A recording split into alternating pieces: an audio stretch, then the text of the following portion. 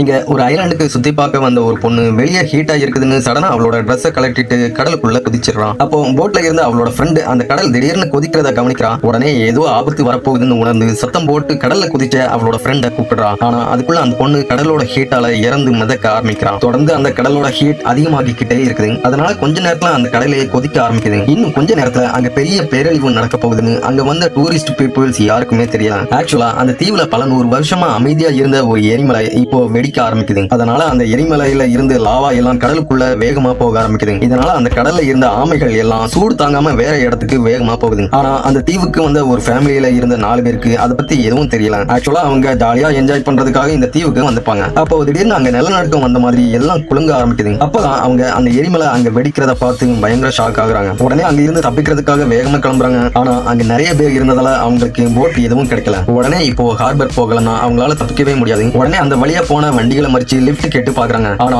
யாருமே ஹெல்ப் பண்ணல. அப்போ ஜாக் அங்க ரோட் சைடுல தனியா நின்னுட்டு இருந்த ஒரு வண்டியை பாக்குறான். உடனே அந்த வண்டியில அவனோட ஃபேமிலியை ஏத்திக்கிட்டு வேகமா அங்க இருந்து போக ஆரம்பிக்கிறான். ஆனா வண்டியை திருடுனதுக்காக அந்த ஊர் மக்கள் அந்த ரோட்டையே பிளாக் பண்ணிடுறாங்க. ஜாக் உடனே வண்டியை நிறுத்திட்டு அவங்கள வேகமா முன்னாடி தப்பிச்சு போக வைக்கிறான். ஆனா வண்டியோட ஓனர் ஜாக்கை பிடிச்சு சண்டை போட ஆரம்பிக்கிறாரு. அதிர்ஷ்டவசமா அவங்க எல்லாரும் ஒரு போட்ல சேஃபா ஏறிடுறாங்க. ஆனா ஜாக் அவங்க கிட்ட பணம் கொடுத்ததுக்கு அப்புறம் தான் அவங்க ஜாக்க அங்க இருந்து போக விடுறாங்க. ஜாக் உடனே அவனோட ஃபேமிலி கூட தப்பிச்சு போறதுக்காக ஓடி வர்றான். ஆனா அந்த போட் அதுக்கு முன்னாடியே கிளம்பி போயிருது. அவங்க போறத ஜாக் எதுவும் பண்ண முடியாம பார்த்துட்டு நிற்கிறான். இப்போ அந்த எரிமலை எப்போ வேணும்னாலும் வெடிக்கலாம். ஆனா ஜாக்குக்கு எங்க போறதுனே தெரியல. அப்போ அங்க 2 பேரும் ஜாக்குக்கு ஹெல்ப் பண்றதுக்காக ஓடி வர்றாங்க. நல்ல வேளையா அவன் கிட்ட ஒரு போட் இருந்திருக்கும். உடனே 3 பேரும் ஓடி போயிட்டு அந்த போட்டோட சாவியை ஒளிச்சு வச்சிருந்த இடத்துல இருந்து கண்டுபிடிச்சு எடுக்கிறாங்க. இதுக்கப்புறம் தப்பிச்சிடலாம்னு 3 பேரும் வேகமா போட்ல ஏறுறாங்க. அப்போ திடீர்னு ஒரு துப்பாக்கி சத்தம் கேக்குது. பார்த்தா அங்க ஒருத்தன் கையில கன்னோட வந்து அவங்க கிட்ட இருந்து போட்டை கேட்டு மிரட்டுறான். தப்பிக்கிறதுக்கு வேற வழி இல்லாம அவன் அந்த துப்பாக்கி வச்சிருந்தவன் மேல பாஞ்சு சண்டை போடுறான். அப்போ 2 பேருக்கும் இடையில பயங்கர ஃபைட் நடக்குது. அப்போ எதிர்பாராத விதமா அந்த துப்பாக்கி சுட்டதால